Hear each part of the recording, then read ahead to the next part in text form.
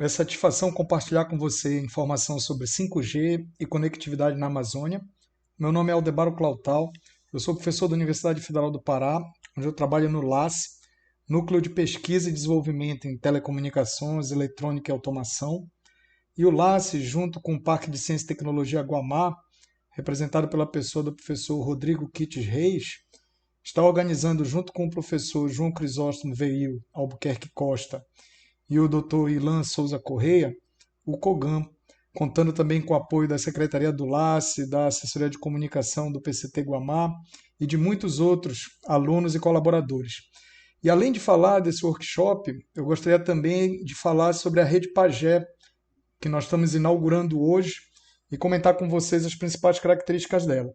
Então a gente está começando essa nossa conversa pelo workshop em si, e o primeiro ponto de relevância é que ele é organizado em duas trilhas, porque nós encontramos vasta informação de que para que nós tenhamos uma solução de conectividade que seja realmente abrangente, é necessária a ação de vários agentes, não só a comunidade amazônica, não só a pessoa que está isolada na zona rural, mas também o terceiro setor, o governo, a academia, a indústria, operadoras, prestadoras de serviço, que numa utopia colaborariam diretamente, talvez na realidade possam se ajudar e se visualizar. Nessa convicção de que, observando visões distintas e experiências, a gente abre nossas mentes, nós convidamos, como listado aqui à direita, um conjunto rico e diverso de entidades, empresas, pessoas que são lideranças comunitárias, para compor justamente essa visão de que se a conectividade impacta a vida de todos, então não é só uma questão de tecnologia.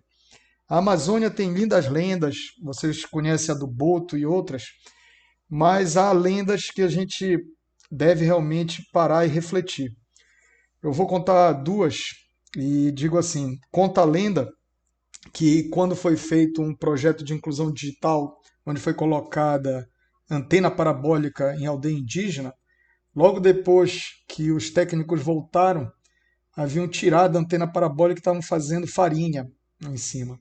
Ou quando foi colocada também em situação semelhante e foi retirada a bateria do celular, do satélite, para poder assistir televisão.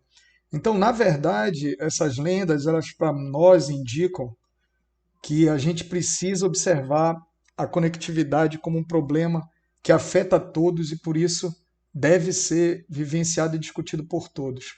Não é só o 5G que precisa entrar na Amazônia, mas é também a geração de um conteúdo próprio, o empoderamento das nossas comunidades e tudo isso flui bem melhor se as pessoas se comunicam. Então, com essa meta, nós organizamos a primeira trilha do workshop, observando então a opinião de diversas autoridades e pessoas que vivenciam o cotidiano aqui na Amazônia ou no Brasil e até mesmo no mundo. A gente compõe então a segunda trilha complementando e apresentando informações técnicas, informações profundas sobre 5G. Nós reunimos depoimentos, palestras de professores em 12 instituições no Brasil, representando suas 5 regiões, e esses professores representam a pujança da academia brasileira nessa área de telecomunicações, redes de computadores e tecnologias associadas como IoT, Internet das Coisas. E aí vocês terão, então, nesses vídeos, a possibilidade de se aprofundarem no tema, olhado sobre diversos aspectos também, e aí aprenderem não só que o Brasil contribui com a tecnologia 5G ao nível internacional, mas executa projetos de intensa relevância social. Convido vocês a observarem projetos, por exemplo, como o que está sendo elaborado e executado na Unicamp acerca de LTE para redes comunitárias, pelo Inatel com 5G Range, pela Federal de Campina Grande com telemedicina e muitos outros, nesses vídeos que a vocês são disponibilizados. Então, com essas duas trilhas compondo certamente informações suficientes para vocês se aprofundarem, eu vou me deter aqui em um único aspecto da tecnologia 5G, que é o momento onde a gente observa a necessidade de aumentar taxas para que nós consigamos, por exemplo, aplicações como realidade aumentada serem executadas com tranquilidade via telefonia celular, via dados obtidos através de conectividade sem fio. Então, um aspecto que eu queria mencionar é que muito das taxas elevadíssimas que o 5G obtém advém do uso de uma banda de frequências maior do que aquela que até então é usada.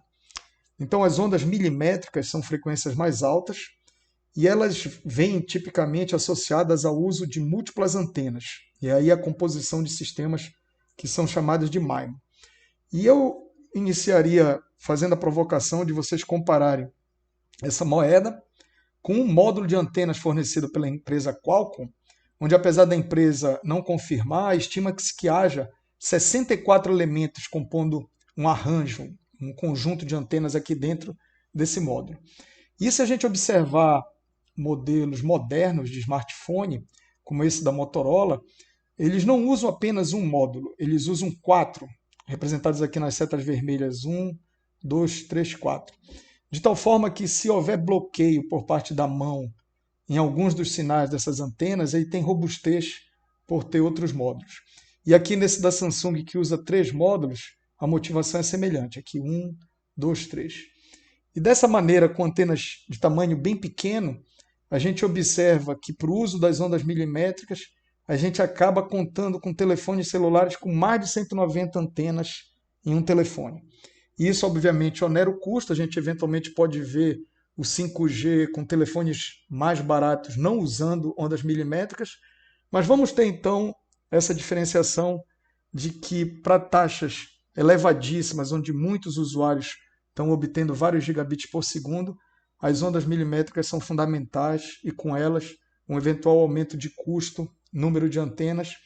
E isso é fácil de ver porque se você comparar com o espectro disponível nessas frequências de ondas milimétricas, dá para ver que o que a gente usa em 4G é bem menor.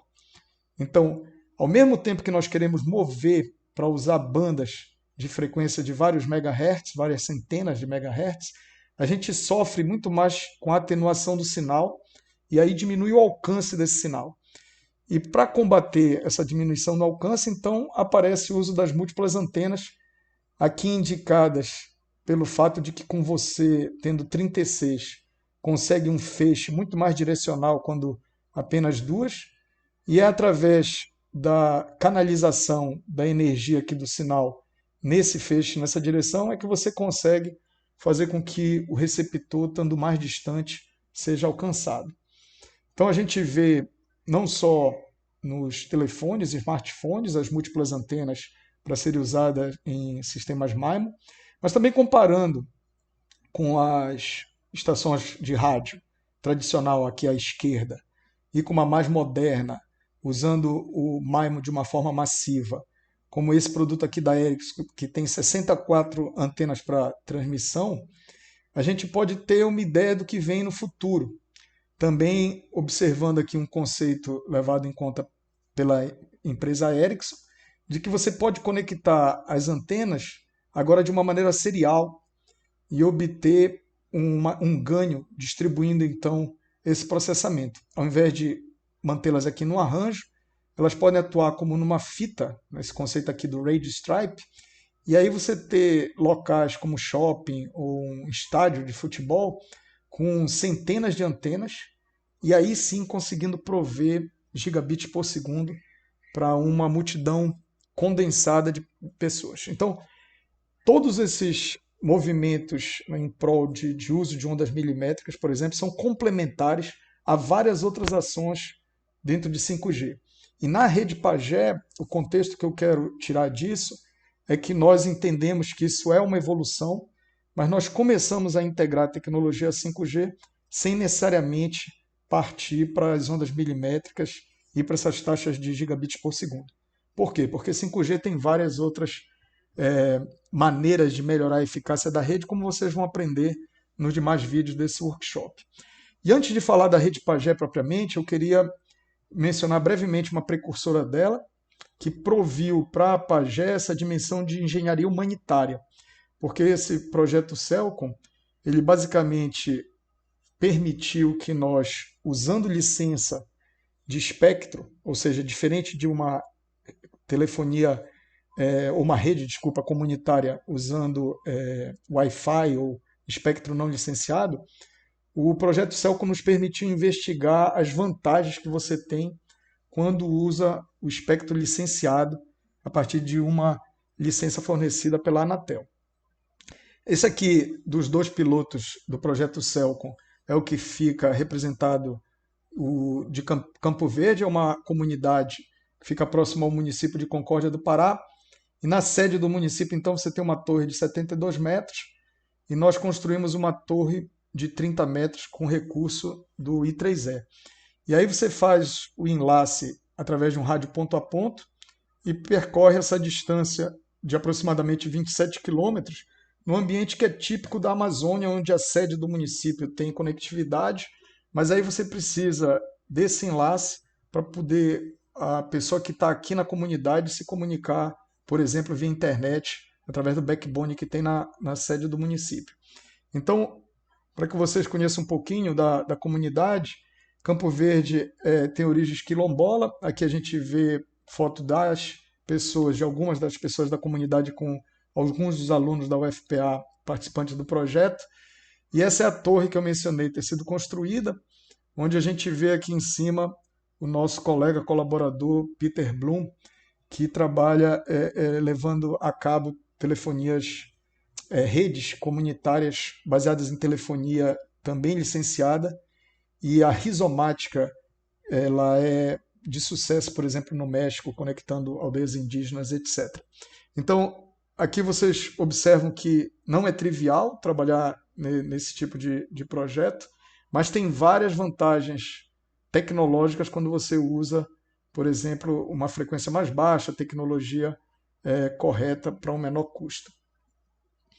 E uma coisa muito boa de trabalhar com tecnologias sociais é a qualidade dos seres humanos com os quais a gente convive. Então, aqui é um pequeno apanhado, são muitos. Botei só algumas das pessoas que vêm contribuindo direta ou indiretamente, ou contribuíram com esse projeto. Além de, obviamente, ficar difícil agradecer todos os apoios e financiamentos, mas eu resgato aqui o da Sectet do Governo do Estado e o apoio também da Prodepa e UFPA a esse projeto. A partir da interação no Acará com a equipe do Celcom, hoje a própria comunidade executa e toma conta da rede Connect BV, da qual vocês vão poder também ouvir falar aqui no Kogan, no nosso workshop. Para dar uma ideia, então, do tipo de equipamento, quando a gente está fazendo prototipagem, um projeto de pesquisa, aqui é o equipamento que está localizado numa outra comunidade, que é a segunda das mencionadas, que é Boa Vista do Acará, do município do Acará. Então aqui fica dentro estava, né, nessa foto aqui posicionado, numa sala dentro da escola. E aí vocês podem observar que quando a gente está fazendo o protótipo, é possível, ou na verdade acaba sendo necessário, usar equipamentos de baixo custo, como esse rádio definido por software, o SRP. E aí a gente precisa complementá-lo com amplificadores, com filtros, e a gente acaba tendo então uma solução menos robusta do que quando a gente compra uma solução comercial. Então, quando empresas, usando esse conceito de rádio definido por software, empacotam no que eles chamam Network in the Box, todo o equipamento de RF e também o rádio e alimentação, o equipamento obviamente fica mais robusto. E mesmo equipamentos com essa robustez ainda apresentam problemas no campo, no sentido de que não são só as descargas elétricas, né, comuns na região, mas também a baixa qualidade do fornecimento de energia elétrica nas zonas rurais da Amazônia, que acaba impactando através de, por exemplo, picos de tensão, queimando equipamentos. Então a gente vivenciou todas essas dificuldades. Mas é óbvio que aqui também tem decisões de projeto importantes, porque a partir do momento que você opta por um equipamento mais robusto e importado, você também arca com custos mais elevados, dificuldade de manutenção, e a gente acaba tendo então que digamos assim, prezar por desenvolver a tecnologia nacional quando se tem situações como essa, de uma escala relativamente reduzida e que a gente tem, então, um impacto muito grande, por exemplo, de variações do dólar. Eu trouxe esse planejamento que foi feito em 2016, só para mostrar que na época nós estávamos bem alegres com o que seria uma prova de conceito de sucesso do uso da telefonia 2G. Nós tínhamos a licença para fins científicos e a gente previa então a expansão via 4G com licenças distintas até chegar no 5G, mas buscando licenças que cada vez mais apoiassem o aspecto social. Então, para mim, esse slide é interessante no aspecto de nós termos feito essa visualização, mas muitas dificuldades nos impediram para trilhar através do 4G até chegar no 5. E hoje a gente vê com alegria o Brasil flexibilizando, por exemplo, legislação para uso de espectro. Então, na hora que a gente começa a falar da rede Pagé, eu espero que agora vocês percebam que uma das dimensões dela advém desse legado do projeto Celcom, que é o da engenharia humanitária. Mas ela foi motivada enormemente pela pesquisa na UFPA ter alavancado em termos de 5G, a partir do apoio da Ericsson, que vem mantendo continuamente apoio aos nossos projetos aqui da UFPA, e a gente também a posiciona para ser complementar a soluções tipicamente baseadas em Wi-Fi, adotadas no nos campi da UFPA e de outras instituições, como a Universidade Federal Rural da Amazônia, o Instituto Federal do Pará, o IFPA. Então, a possibilidade da Pagé é justamente funcionar como um laboratório vivo para potencializar o uso do 5G também na conectividade em campo. A gente tem dessas três dimensões, então, alguns detalhes extras aqui nesse slide. No projeto com a Ericsson, nós usamos bastante inteligência artificial para fins de otimização da rede. Nós temos também aplicações de visão computacional usando drones para fins de vigilância, da qual eu vou falar brevemente aqui nessa conversa. E, como eu mencionei, é importante nós termos alternativas ao Wi-Fi, e o uso secundário do espectro é uma das possibilidades, principalmente nas zonas rurais, para as instituições de ensino aqui da região amazônica. E a gente tem também, obviamente, a certeza de que para que nós avancemos com o Celcom, a gente precisa ter uma dimensão de custo e as tecnologias vinculadas ao 4 e 5G, como uma RAN centralizada e a virtualização da rede, nos permitem ser otimistas de que a gente consegue baixar custo colocando funcionalidades em posições, por exemplo, centralizadas. E além de ter que lidar, obviamente, com o que eu já mencionei como aspectos de robustez do equipamento.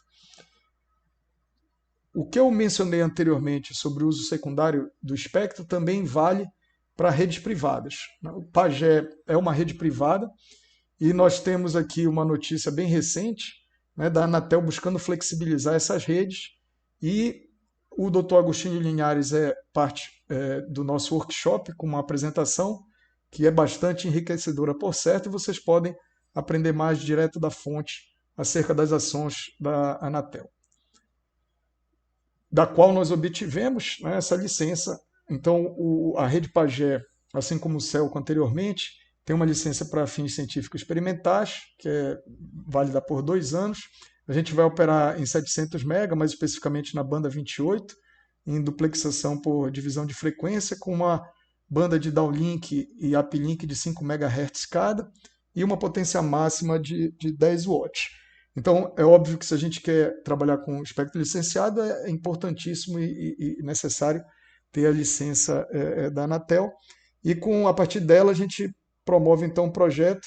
A Rede Pagé, como eu mencionei, vai estar ajudando a experimentos no Parque de Ciência e Tecnologia Guamá acerca de segurança. O PCT Guamá hospeda várias empresas e também jovens empreendedores.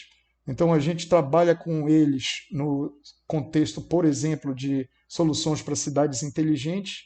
Então é a partir desse tipo de uso da Rede Pagé que a gente verifica a possibilidade de promover inovação e empreendedorismo aqui no nosso parque. E a partir de estudos de cobertura, já que 700 MHz é uma frequência relativamente boa para maior alcance, a gente espera então prover aqui no campus de Belém da UFPA sinal de boa qualidade em todo ele. E para fins de cronograma, nossa organização é que, inaugurados hoje, estamos oficialmente, né, realizando os testes, e eu mencionarei alguns deles agora na sequência. Infelizmente, o acesso durante essa fase é limitado aos pesquisadores. A gente vai ter uma prova de conceito fazendo com que o ônibus, ou os ônibus, na verdade, que circulam na UFPA, sejam atendidos pela Rede Pagé, no sentido de poderem mostrar a sua localização para os usuários, além do que eu mencionei da visão computacional para segurança. E aí, em 2021, então, dando andamento às conversas já iniciadas com a reitoria da UFPA e também com a UFRA, o IFPA, a gente espera poder achar soluções sustentáveis para que nós consigamos prover acesso a docentes e discentes a partir dessas redes privativas e complementar a conectividade hoje provida principalmente por Wi-Fi. E a gente sabe que para que nós cheguemos em 2021 podendo ampliar o Cellcom nessa direção do 5G, nós temos que, a partir de hoje, trabalharmos para estabelecer projetos, parcerias, e é também isso um ponto importante aqui do nosso workshop. E, obviamente, o Brasil carece realmente de um ecossistema e é atrás de soluções sustentáveis que estamos não só nós da UFPA, mas diversos outros colegas já mencionados, como no Inatel, na Unicamp, em várias outras instituições, trabalhando com projetos relacionados à conectividade e redes comunitárias. Eu vou, então, entrar agora em algumas das características técnicas da Pagé, para quem tiver interesse nisso. E eu começaria dizendo que hoje a gente reside em rádios definidos por software, a parte do que seria a interface rádio. A gente usa USRPs e algumas equivalentes a ela.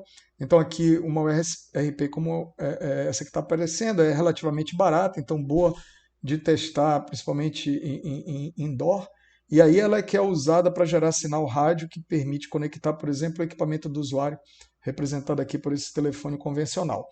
E também o coração, ou cérebro mesmo da rede, é softwares como o Open Air Interface, da francesa Eurecom, e o Free 5GC, de uma universidade de Taiwan, que esses softwares são complementados por vários outros, né, como o Kubernetes, que permite orquestrar e facilitar o posicionamento de funcionalidades na rede. Então, essa é uma das questões que já vem sendo discutida bastante acerca da evolução das redes.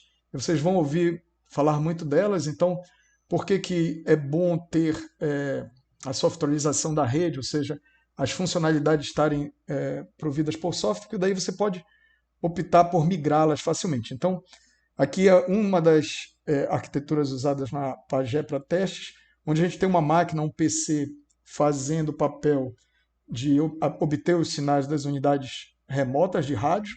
Então, esses sinais vêm e vão aqui pelo enlace chamado de front haul e são processados no que a gente chama de banda base aqui por esse módulo que é a BBU.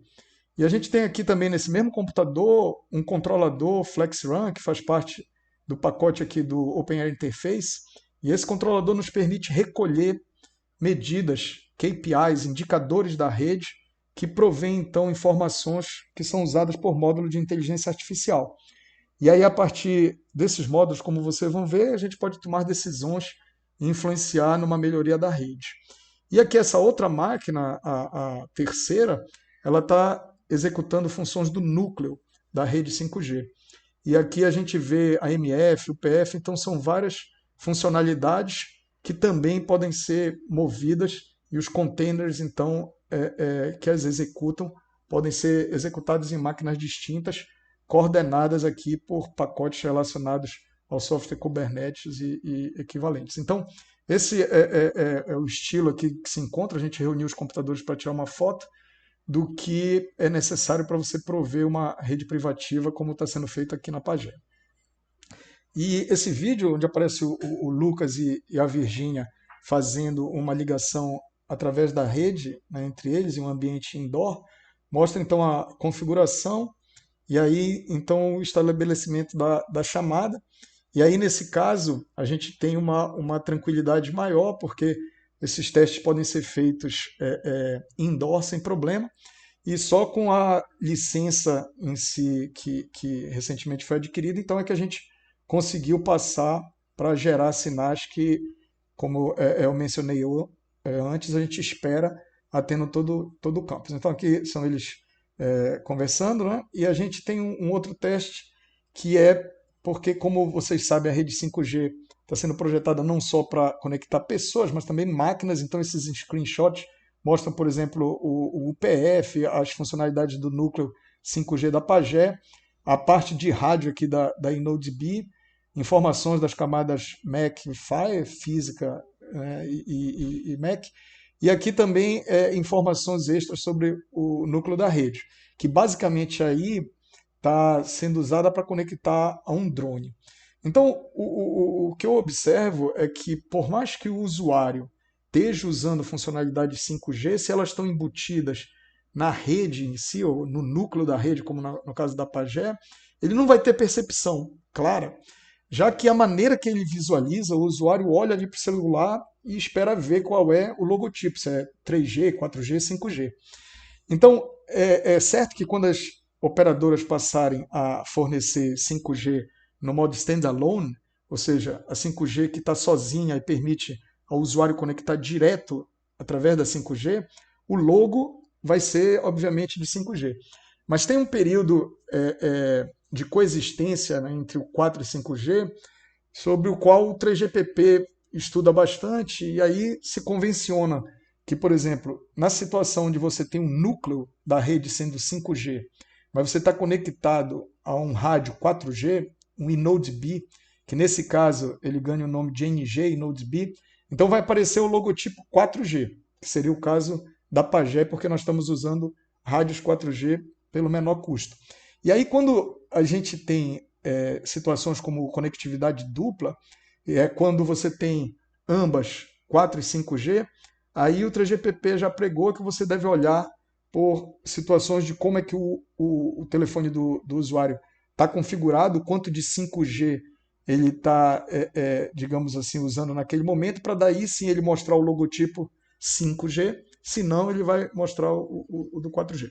Então, eu estou pontuando isso daí para facilitar que vocês entendam como é que a Pagé se posiciona no momento atual da tecnologia.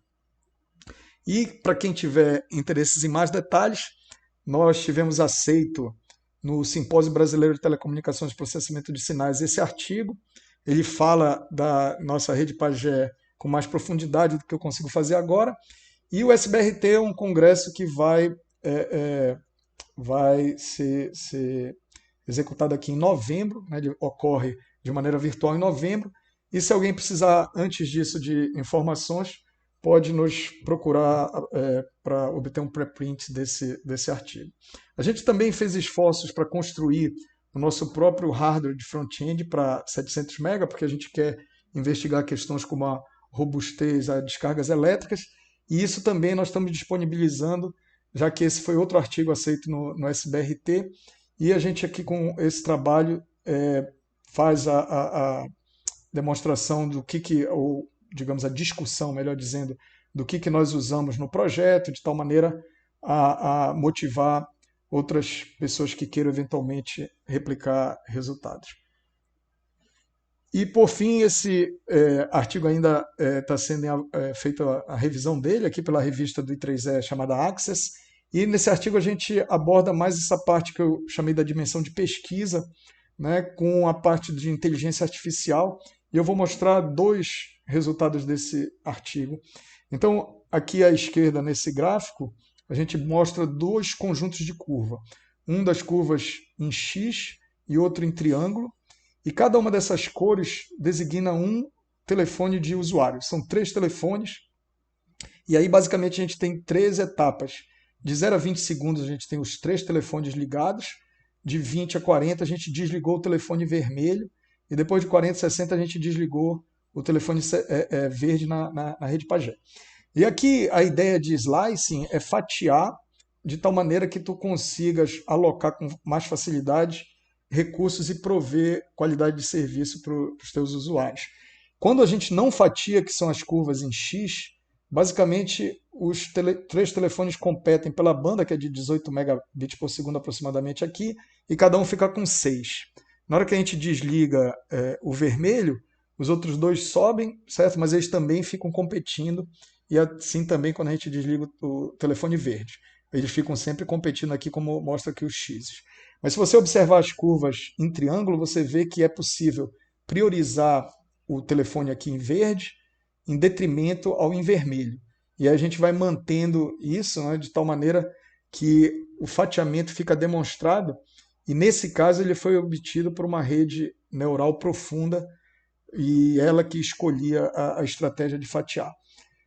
De forma semelhante, a gente também usa inteligência artificial aqui à direita, mas nesse caso o experimento era você posicionar funcionalidades em distintos elementos da rede, desde o núcleo, aqui o cloud, até a borda no edge e chegando próximo aqui da antena. Então aqui pegando, por exemplo, o AMF, né, que é uma funcionalidade do núcleo 5G, à medida que você exige uma latência menor, você acaba precisando mover essas funcionalidades, então vocês veem aqui nesse cenário C, a MF, o PF movendo aqui para a borda da rede, e a gente faz isso também usando rede neural profunda, baseado nos requisitos dos usuários. Então isso é para exemplificar essa dimensão de pesquisa da rede Pagé. E aí na parte de vigilância, né, que a gente tem o PCT Guamá aqui no estacionamento aqui à direita, certo? A gente está usando essas redes neurais que fazem detecção de objeto, então a rede neural marca que é uma pessoa, ela marca que são carros, e aí a gente passa a ter a seguinte flexibilidade. O drone ele pode não só executar a rede neural, mas ele pode também deixar que ela seja executada no núcleo, ele só transmite o vídeo. Ele também pode executar funções de rede de comunicações, ou seja, você pode repassar a funcionalidade, por exemplo, do núcleo 5G, a ponto de que um drone pode funcionar como uma estação de rádio, fornecendo conectividade a outros drones. Se eles estão, por exemplo, em swarm, se eles estão juntos tentando, digamos, executar uma tarefa de salvamento, né? Então, essas placas que são colocadas dentro do drone, elas têm então a capacidade, né, de executar redes neurais ou executar funcionalidades de comunicação. Então, o estilo de demonstração aqui do vídeo na sequência é de que tipo de inteligência, né, as redes hoje em dia de comunicação conseguem trafegar e que tipo de funcionalidade esses hardwares permitem embarcar num equipamento como o drone. Então aqui a gente está mostrando esse drone no estacionamento do PCT Guamá, e o objetivo é mostrar para vocês que a gente consegue controlá-lo, dizendo para ele para cima, para baixo, para a esquerda, a partir do reconhecimento que a rede neural que está sendo executada nele faz. Então esse é um dos experimentos, a gente pode também executar redes neurais em outros lugares, como eu falei, como no núcleo da rede, na borda, e aqui a gente está fazendo pesquisa em termos dos prós e contras de cada um desses usando a rede Pagé. E também, o já mencionado, né, a gente vai fazer a migração do rastreamento dos ônibus circulares da UFPA, do que hoje está sendo usado, né, que é 2G através de operadoras, para a nossa rede Pagé. Eu queria aproveitar para agradecer o imenso apoio do LACE na organização do COGAM, mas também fazer uma breve apresentação do grupo. Nós trabalhamos em 4 áreas prioritariamente: telecomunicações, eletrônica, automação e aprendizado de máquina, ou inteligência artificial de uma forma mais geral. Nós somos aproximadamente 50 pessoas. A gente, quando não está em pandemia, reparte o espaço físico de 400 metros quadrados aqui no prédio Espaço Inovação do PCT Guamá, e tem equipamentos, então, que nos permitem fazer não só os sistemas embarcados, mas também sistemas para telecomunicações e automação. Eu gostaria, então, de fechar aqui, enaltecendo a ajuda que nos foi dada pelo Comitê Técnico. A gente tem a satisfação de ter um comitê técnico composto por 11 instituições aqui da região norte, e eles vêm nos ajudando de uma forma importantíssima na divulgação do evento e outras ações. E aí eu aproveito para agradecer também a todos os que colaboraram fornecendo vídeos para a nossa programação e aos demais organizadores do workshop. E assim, também eu agradeço a você, participante, e espero que tenha um bom workshop. Muito obrigado.